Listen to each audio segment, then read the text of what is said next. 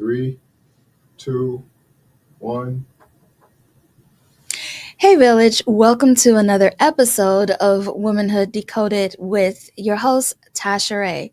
So, today I wanted to make sure that I took a moment to address mental health and the holidays because, well, I just feel like this time of year can be stressful for everybody, whether or not you are somebody that typically navigates mental health challenges throughout the year.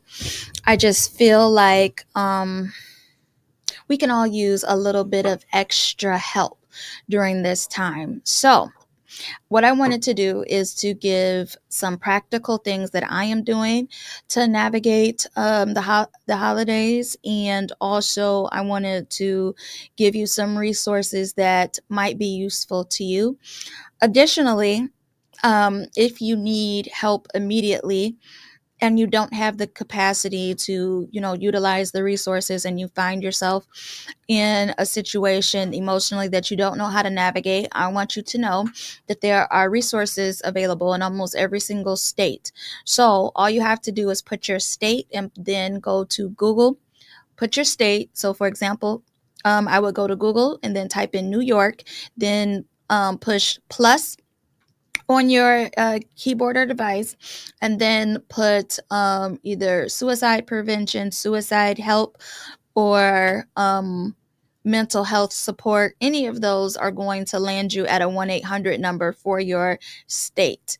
And so I just want to make sure that you have those resources readily available. I'm going to mention a couple specific services and things that you can also tap into, but I just wanted to start there. So, welcome to this episode. And I want to start out also by apologizing for the fact that I was supposed to have a behavioral cognitive therapist with me today. But, life happens. But, one person doesn't stop a podcast. So, I also wanted to talk about the fact that when it comes to being a perfectionist in the space of podcasting, quick side topic. So this right here is something that I purchased that has my name on it, and it's supposed to be on the microphone right here, but it's supposed to stay. It's not working. So I'm gonna have to figure out how I can get this to work because I paid money for this. And y'all know I'm Tasha Ray, but it's just a finishing touch that I don't have that's bothering my nerves. But I'm not gonna let that get to me this morning or afternoon. Okay, so when it comes to resources that you might not have thought about, well, outside of the traditional, um, let's say talk therapy, for example, you might be a DIYer. You might like to do things yourself, and you might not want to go to your local library for whatever reason. You might not want to go to the mental health um, area of the library because in a lot of our communities it's still looked at, mental health is looked at as something that we are just now getting comfortable with.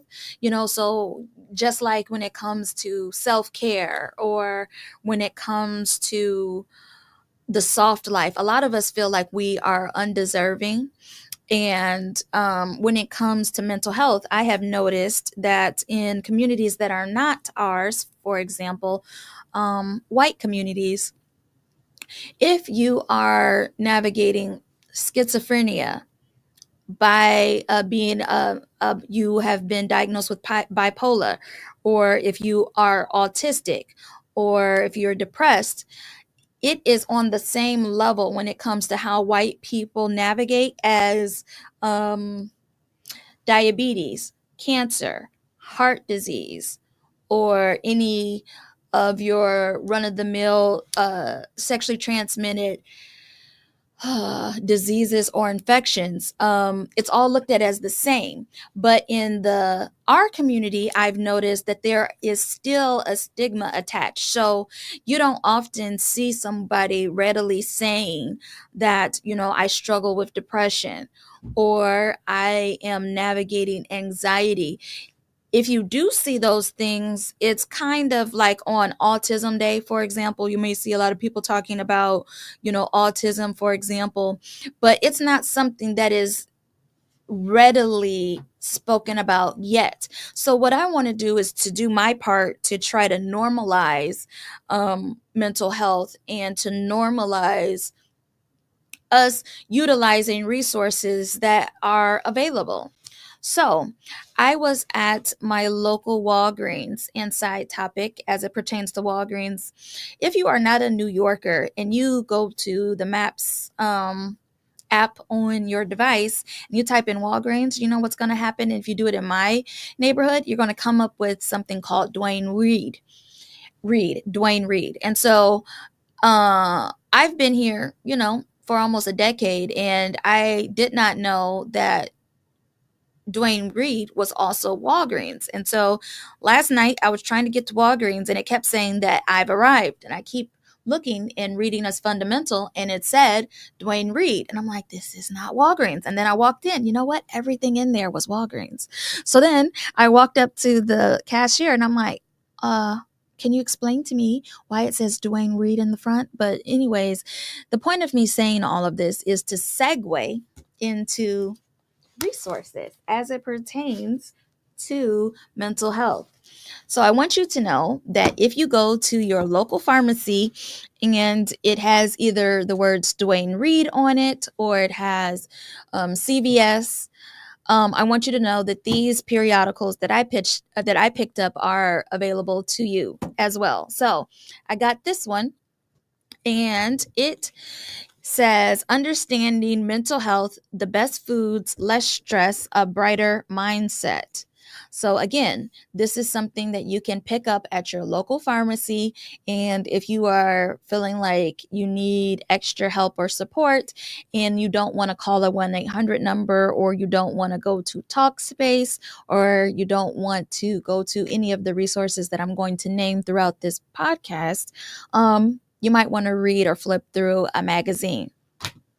Another one that I picked up there at Dwayne Reed last night is called Easing Anxiety. And again, this one says the science of healing, understanding symptoms, finding support, and finding relief. So if you notice, there's little bubbles around this lady's head. So this, I believe, is lavender. This is exercise. This is going to be, I guess, representative of pets. And this is just the cognitive mess that goes on in your brain when you're going through an emotional upheaval, which I feel like I said happens more or seems to be more pronounced during the holidays.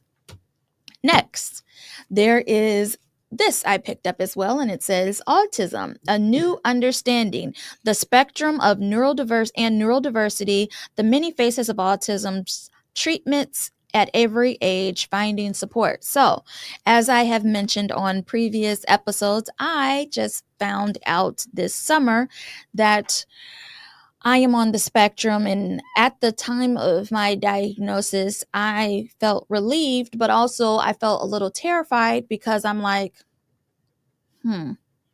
how are people going to perceive and or judge me differently because I think differently? Now, I'll tell you honestly, when it comes to my career and or navigating educational institutions or just education in general, those are areas in which I thrive. And I feel like in those situations, my being on the spectrum is kind of like a superpower. Why?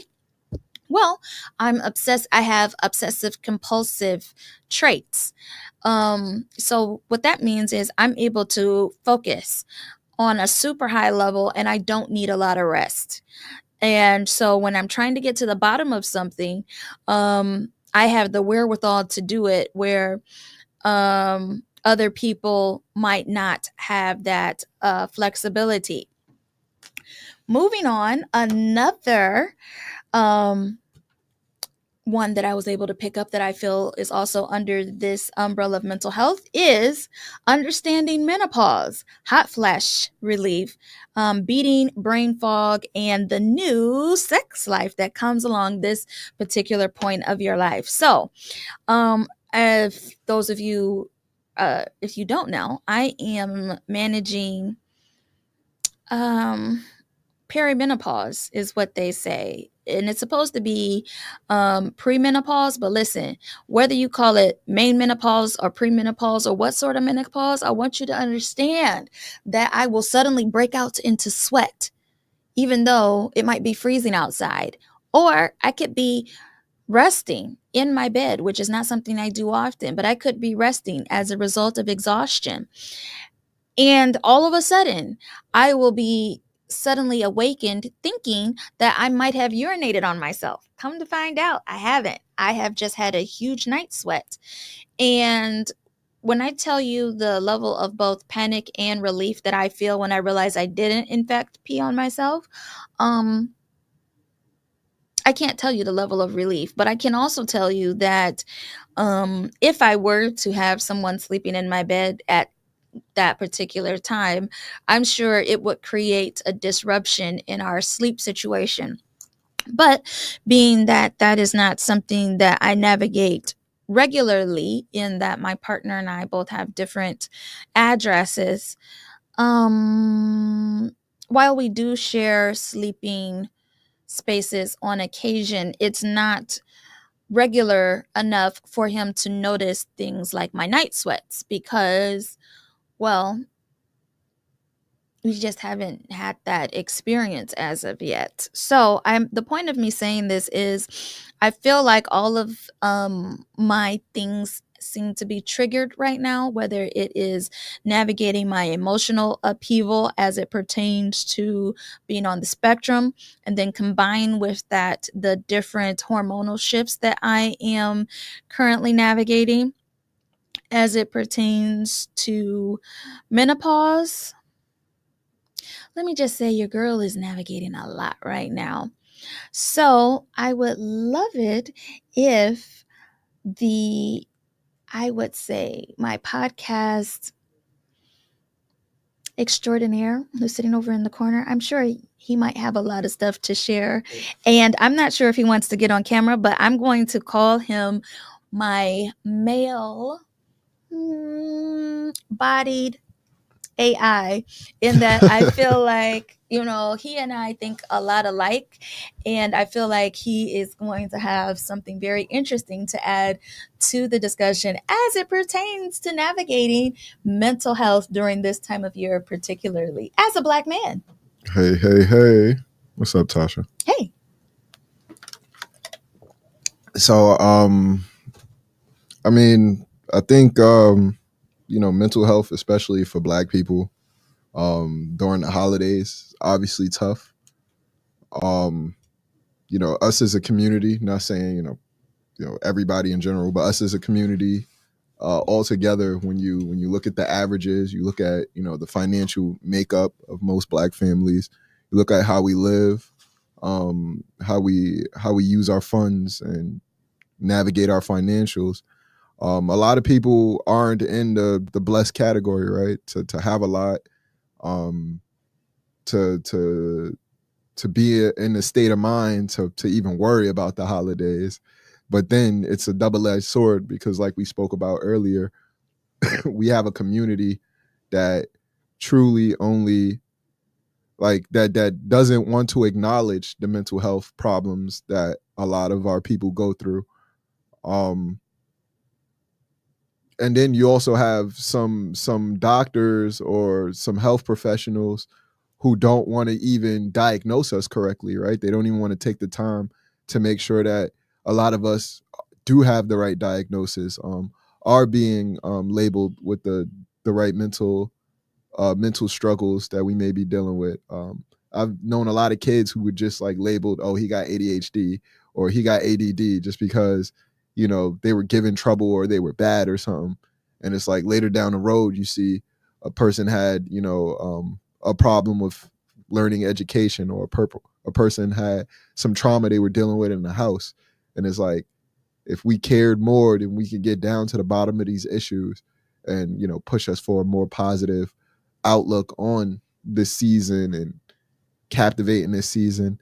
I say one crazy thing that for me, like when I think about this topic, um, I grew up on a block with a lot of the same people. Like I still know them to this day. We still like family. Um, we don't really have traditions. Hmm. Like we don't celebrate. Like if it's not a birthday, if it's not somebody dying, like Mm-hmm. yeah, there's no celebration. There's no turn up. There's no tradition. There's no like, you understand what I'm saying? Like so I think that's a something that we should start working on, because it's like traditions, all those different things, like they create this social dynamic that people look forward to, and I don't think we do that enough as a black culture, to be real. Like from my experience and coming from the neighborhood that I come from. But outside of that, what else did you want to? No, I just want to talk about, like, from your male perspective, do you think that you're at this point in 2024, do you feel like you're more comfortable talking about your feelings and how you are navigating those feelings? Or do you feel like or do you feel like it's the same as it was, let's say, 5 years ago? Um, I want to say I am definitely more comfortable, I guess, talking about my feelings. Okay. Um, and the reason being is just I've lost a couple of friends to suicide. Um, trigger warning. Sorry if but yeah, I lost a couple of friends to that. I myself am a suicide survivor. Um, and it's just like when you start to like really notice that people don't get it out, like even outside of like the people that I known that took their life because they couldn't get it out. Um, some of the big inspirations in my life, like when it even came to comedy, a lot of us like to stick to our race, this, then the third. I loved all different kind of races and what they brought to different like organizations, like different like things that I love. Like so for instance, comedy is something that I love. Mm-hmm. Robin Williams was always a big inspiration when it came to comedy for me. Like always seemed to have a smile on his face, always seemed to be positive, always seemed to be joking and laughing. Like who would have known that he was dealing with so much? Like you feel what I'm saying? Like who would have known that behind that smile, behind that laughter, there was so much weight like there. Like you know what I'm saying? So it's just like that's probably why I just started just letting it out. Like and a couple years back I lost one of my best friends. We've been the same crew since we were 20 years old. It's been the same six of us. Now it's down to four of us. Like you feel what I'm saying? Like lost our other brother not too many years ago. He was in a hospital. So it's just like, when you just start losing people, people start going, like the effect of that to like find the strength to keep moving forward. Um, like Boy was always somebody who spoke about how he felt and let it out, which always inspired me to speak how I feel and let it out. So, just leading by example, like letting young black guys know, like, it's okay to express yourself. It's okay to drop a tear if you need to. Like, if you want to scream, yo, go somewhere where nobody's around and scream, yo. Mm-hmm. Like, a lot of the times because we're black men, when we look mad or we look angry or we get irate, it scares people.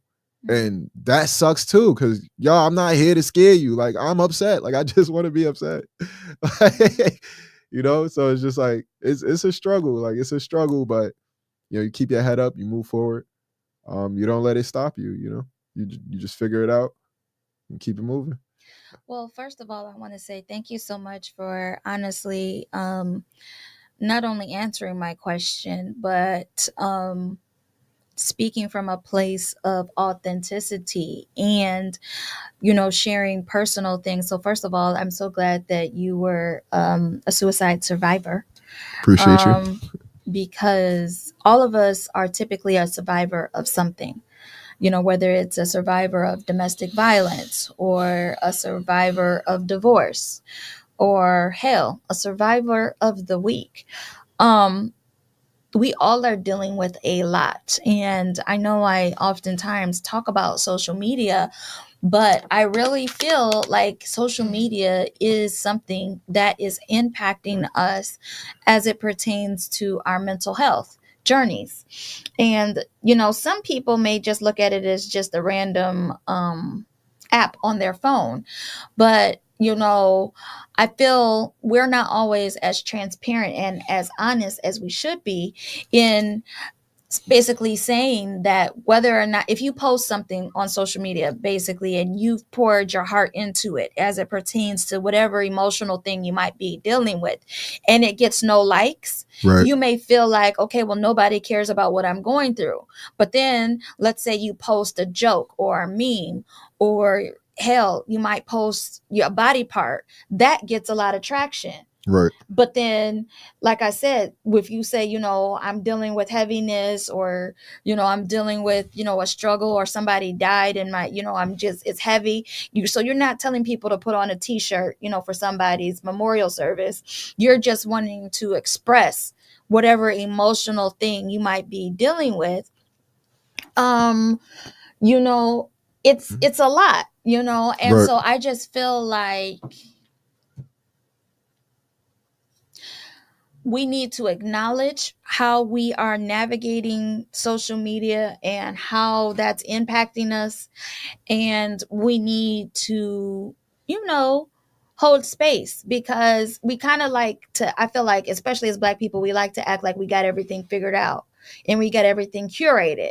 And even if you're a type A personality like myself, and made a list as far as your to-do list for the day, the week, the month, and all of it. Right. You can plan for everything, but life is still gonna life, as the kids say. Right. So, no matter how much pre-planning I've done, I still find that there are times when suddenly I just feel heavy. Right. Or I can be triggered by something. Oftentimes for me, because of just how my personality is in general, music is something that triggers me. Right. So it could be a positive memory from my childhood, or it could be a problematic something that I navigated and or survived. Right. And I think that's another thing, that I survived, as I survived being Afro-Caribbean in my, community. Right. I survived, I was not a statistic in my house. My mom always talked about being a statistic as far as being a teen mom.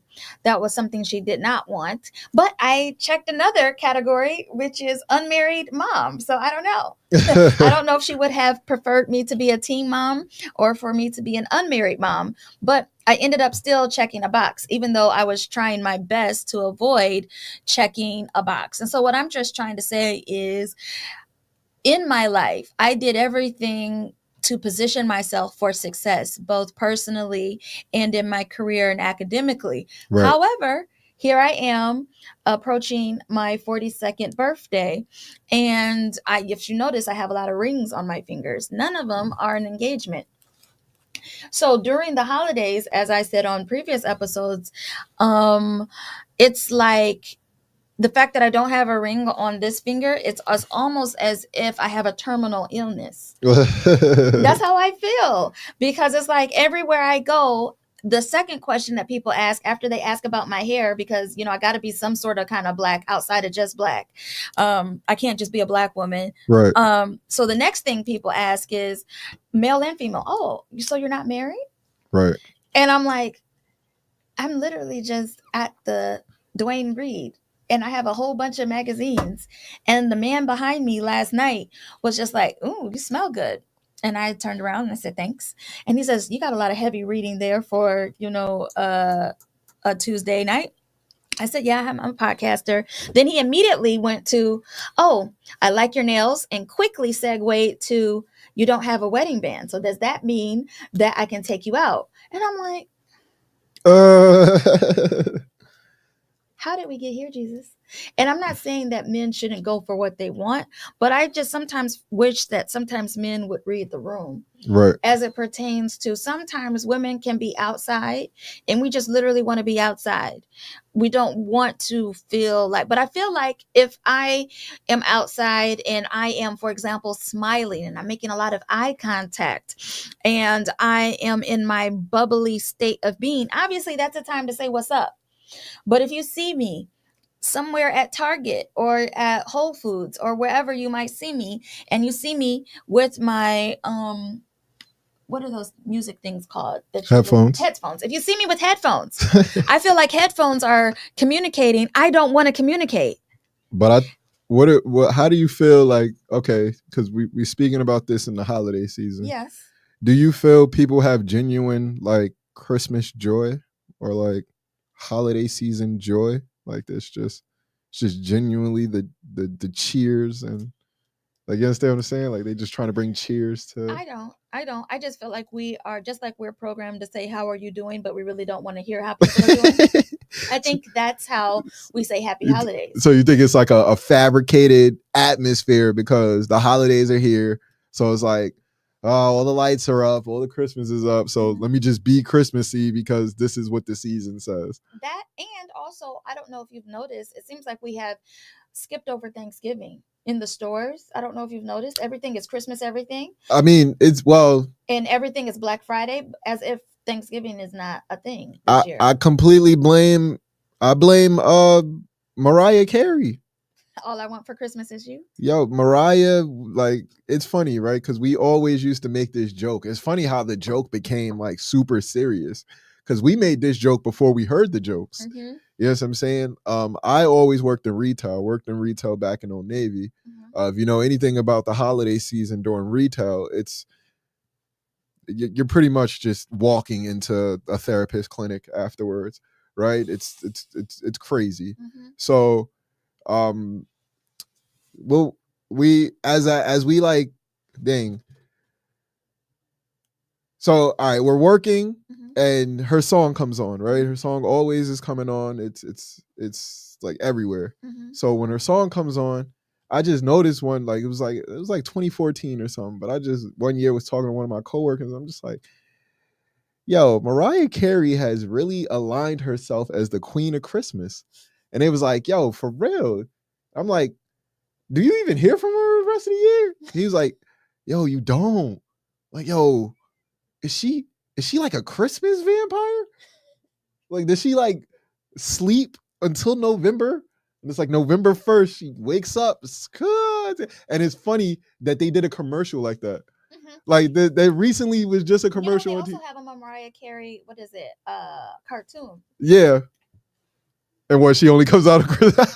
No, I was bothered by, now I don't hopefully measure, I'm sure I'm gonna annoy somebody by this, but even though Mariah Carey is on the fairer side of fair, yeah, she still in her real body to me looks something that's racially ambiguous and of course, or yeah. by racial. However, the cartoon of Mariah Carey Christmas, why is it a white girl? Like little Mariah is a white girl. She probably looked like a white girl when she was little. Did you ever see Little Lotto? Yeah. Yeah, it should. Yeah. That's the thing when you're racially ambiguous. When you grow up as a racially ambiguous person, you go through stages of your life, right? Yeah. Because your body is morphing. Yeah. They're racially ambiguous people can go from looking like pure white kids when they're little, yeah, to like the most like either so like Paula Patton, or even like light-skinned black kids like J. Cole, or even I've seen them go to your skin color, like a brown skin from like literally a white baby, like Tracy Ellis Ross. Exactly. She looked super light, and now she looks, I don't know, she's lighter than I am, but she's not as bright as she was as a baby. Exactly. That's my point. So you just see it. You know what it is? What I've always heard. I heard that black women, being the shade they are, can produce any shade. Like, yeah, as far as that's where color and pigment and stuff comes in. Right. Yeah. So like my undertones are red. So that's why I guess I look good in red. But, but then there are colors like my mom, her undertone is yellow. Like me. She's super light. Right. And that's why people call me light skin, because I'm brown skin, but my undertone is yellow, where your undertone is red. So you look more brown skinned than I do, which is like, yo, what? Yeah, that's why, if you all don't know, when I was younger, they used to joke and call me mocha because I was always drinking coffee and or hot chocolate, and then apparently my skin looks like chocolate, I was told. I'm crying. Let me ask this, right? Yeah. Have you ever dealt with like Kwanzaa or Yeah. Uh-huh. Like what do you think about those holidays and how Black people treat those holidays versus the capitalistic Christmas? I think the Peace Queen and the higher quote unquote vibrational what is it called, segment of our society. Yeah. I feel like those people, or the vegans are big into Kwanzaa. I feel like we are getting better at returning to our roots, right, when it comes to the holidays. I do think that we are trying to be more intentional with our spending, but I don't think that it's given the same level of reverence as, for example, Easter. right. I don't think Easter and Kwanzaa is on the same level in the Black community, because I feel like, if all else fails, if you don't go to church, none all year, you're gonna go for Easter Sunday. Yeah, you're either gonna go for Easter Sunday or you're still gonna dress up like it's this. It's a thing. Primary, thing to do. Yeah, but when it comes to Kwanzaa, like I said, it's the super, peace queens. Those ones. What do they say? Grand Rising. That Right. group of us. Jesus Christ, I can't handle those Grand Rising. Grand Rising. I'm trying not to say the word. Listen, them be the problematic ones, because I'm not saying that those. I'm making sweeping statements, but I'm just saying, in my lived experience, I feel like the Peaks Queen and Grand Rising Queens are sometimes some of the most problematic men that I've ever encountered. Got you. Nah, yeah, I mean, it's a weird dynamic with the spiritually inclined, right? Because it's like, especially in today's era, like with everything going on, like there was just a crazy man who went around stabbing a bunch of people in Manhattan like 2 days ago. 2 people died. You're right. Like it seems like a lot of people are really trying to like cling close to some kind of spiritualness, whether it's religion, whether it's your own beliefs. And I think more and more people are trying to like just find an answer that works for them. So you do have the Grand Rising, to this, to that. Some people are using it to just get near people and take advantage of them, right? But I do think a lot of people are just trying to figure themselves out and figure out what's this life mean, right? Because there's so many different tellings on what's the existence of man, like how we're supposed to live or how we're supposed to move, or you know what I'm saying? And it's just like, you can move that way, you can do all these things, but for some people that it don't fulfill them, it don't answer them in the way that they need it to be answered. Like, So I want to talk about how the perception of money being the solution, because I feel like people listen to songs like 99 Problems, but a female isn't one. Right. I feel like people don't realize what that means, because I feel that most people, when it comes to our community, unless you've made it, you're probably trying to exist or survive. And I think there is, at least for me, for sometimes I feel like I can't talk about my problems, right, because when I talk about them, they're in the category of first world problems. I think it's even further than first world for you. Go ahead. Because I'm not gonna knock. I know exactly what you're saying. And I think it's unfair. Like when I say that I've had a hard day, for me, a hard day is a day of inconveniences. Right, exactly. And somebody else's hard day could be, I don't know, worrying about their meal. I didn't eat today. But when you are measuring that on the scale of life, I was stressed out by traffic. Right. I was stressed out by, I ordered X and I got Y. Right. I was stressed out by people texting me or calling me. That's what I was stressed out about today. And then I did some deep breathing. You know, On podcast day, that's not a day that I need to navigate heavy stuff. right. And so why people would like to call me early in the morning with heavy stuff. Hey, yo, Tasha, what's up? What's good? Yo, this and this and that. And I'm like, wait, pause. Can this wait till after my podcast? And I don't want to sound like a jerk, Right. but it's like, I can't. And they're like, no, I really need to dump all of this emotional foolishness on you.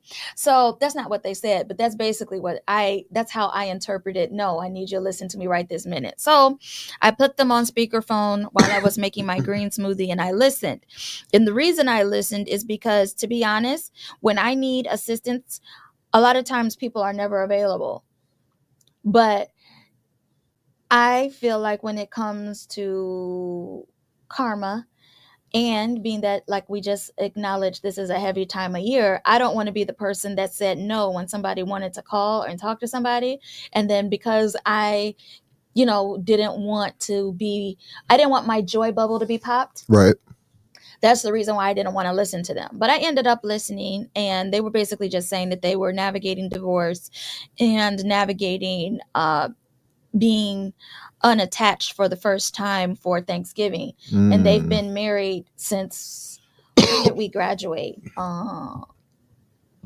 We graduated college a long time ago, like almost 20 years or something ago. Right. And so they're in the group of people that I guess did things the right way, that she got her bachelor's and her MRS the same year, or very close to the same year as that. And the point is, so she got grown-ish children, right, and she's going through divorce, and nobody, I don't think, sets out to get divorced. And so the kids have opted to be with her ex-husband. Okay. And so she's going to be literally by herself. So she wanted to talk to me about all this because she knows that I'm unmarried.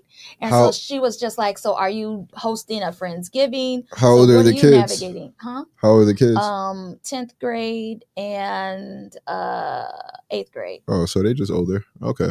Yeah, and then my kid is, trying to figure out which foot to put shoes on. I can't lie. Like, a lot of times when I hear the divorce thing, right, and it's not to take away from any divorce situations that are extreme or hostile. I'm not talking about those. Yeah. Or any divorce situations that cause the kid, real mental damage and all that stuff. I'm not talking about those either, but I do know a lot of kids that come from married homes that had to deal with their parents being divorced, stuff like that. And a lot of the times what I see, and it's crazy that I met a mom, shout outs to her, who gave me a way to navigate around this situation. But a lot of times I see the younger kids would like to be with the mom when they're younger, right? They want to be around the mom. They want the nurturing. They want the attention, all that stuff. And then when they get older, they like to be around the dad because, usually the dad is lenient, not really so attentive on, making sure they're at wherever they're at. This, that, and the third. He's usually laid back, right? Right. So what's crazy is I met a young lady who, navigating co-parenting, this, that, and the third. Right. And she let me know, I had my son from 1 to 10 years old. Made sure he got the nurturing, made sure he got the care, the attention, everything that a mother's supposed to give to their child to build them up foundationally. Right. She said, when he turned 10, it's your pop's house. Yeah. It's your pop's turn. Your pop got you to 18 now. You can come over here and visit. I love you. I'll come get you all the holidays. Cool. But your pop's got you now. And it's crazy. A lot of people don't even think that way. Or think that could be a style of co-parenting if you can't stay conjoined or together. You know what I'm saying? It's so many different ways to navigate situations, and us as people don't take the time to really figure out what's our way, what's the way that works for us. It's too many. Comparison is the thief of joy, right? Social media has done nothing but teach us how to compare to each other. That's why Thanksgiving doesn't feel fun, or why nobody celebrates it, is because now Thanksgiving is basically what's that thing they call when you return to your high school in 10 years? Reunion? The High school reunion? yeah, high school Or reunion. class reunion? Yeah, and then Or you got alumni, you're part of the alumni and all association. that stuff. Yeah. So that's what it's turned into, right? Like you return to a Thanksgiving and everybody is sizing each other up. What is he doing? How much money they got? What are they doing now? Yeah, and You what are they working? wearing? You And married? You got kids? Like, yes, right. It's like a comparison of where you are in life. And also, if you are the host, then you need to have your table, as far as the aesthetic, needs to be better than somebody else's aesthetic, because again, everybody's gonna put everything on Instagram, right, and you can't be in a vehicle that costs, let's say, I don't know, 150K, right, but then have paper plates at Thanksgiving. So you got to have you're going to have, the expectation is that you're curating everything, just like you're curating your social media. If it's anything where people are gathered and you're in your 40s, right, then you need to have curated every single aspect of that. And I think sometimes, like you're saying, it's not about connection anymore. It's about basically saying, okay, I'm still at certain such level of success. And, people are talking about stuff like their holidays, not as far as like Christmas plans, like whether they're traveling, because everybody got to make it seem like, they're traveling somewhere extravagant, right. or they're buying something, like, oh, I got my girl a car, Or I don't or do the cold. yeah, I don't do cold weather. Like, yeah, whatever. yeah. Well, that's one of my favorite things to say. Because I'm not made for it. You understand me? Nah, but I'm just saying, like, it's people who I really don't want to do the cool weather. it's really people who talk like, yo, I don't be in New York City when cold weather is here. It's like, yo, I saw you Yesterday. with a Scully on. Yesterday. So thank you so much to all of you who have taken time to tap in with your girl. Again, I just want to say that this is something that's very close to my heart, because some of us struggle all through the year with whatever it is you might be managing, in addition to showing up to work, in Right. addition to being a parent, in addition to all the things that we find ourselves doing. But this particular time of the year can be heavy, and I just hope that you can think about, Womanhood Decoded, and by extension, a village for us, my online community and in-person social services boutique. Hopefully you can understand that this is a safe place to talk about those things, to acknowledge those things. And if you don't want to talk about it in an open forum, on whatever platform that you might see me on, I'm also available for one-on-one conversation on the Patreon app. And Patreon, if you're unaware, is basically, it's the OnlyFans of podcasting and or content creation, in that that's where I put content that I would love to put on Instagram, but Instagram says I can't put it on there. Or it's stuff that I just honestly feel like are for a certain segment of you all, because, well, not everybody is at the same place as it pertains to whatever they're navigating. And if you are interested in knowing about the underground world of dating, and as it pertains to the various different kink clubs and things that are in New York, I can, be your connection to those things. I was supposed to upload a lot of stuff this past weekend, but life happens and I wasn't able to upload how I would have liked to. But I do have a vacation that is coming up that I have decided to take. So I am going to be out of the studio for next week, because I'm just gonna not out. I'm just going to. And so I can't end this episode without also stating that when you are an entrepreneur or content creator or independent artist or whatever have you, you also have an additional weight when you are navigating the holidays, because whether you have a staff of 2 or 5 or 500, you're also navigating the emotions of, your office. And you want it to be a place where people want to come and work during the holiday season. So you might need even extra support as it pertains to navigating those things. So I just want everybody to know that there are resources out there. And if you don't know how you can go about them, tap in with me, even on Instagram or on LinkedIn, Facebook, and I will connect you with resources. Also, if you are unaware, I am working with a social media management team. So there are times when, or most of the time, when the person that you are corresponding with is not even me. And it's not Mm. AI. So I told you all this at the beginning of the summer that I had hired Robin and Associates who assist me. So reason I'm bringing all this up is, as I said, I am willing to speak on the topic of mental health and connecting to resources. This is not the opportunity to hit up my DMs and ask me how that do. That's not for that. Right. So again, thank you for holding space. Hopefully you found some of what we spoke about to be something that resonates. Thank you for having me on the show today, Tasha. Of Appreciate course, you. Daddy. Thank you. Thank you for always making sure that, I look and sound my best.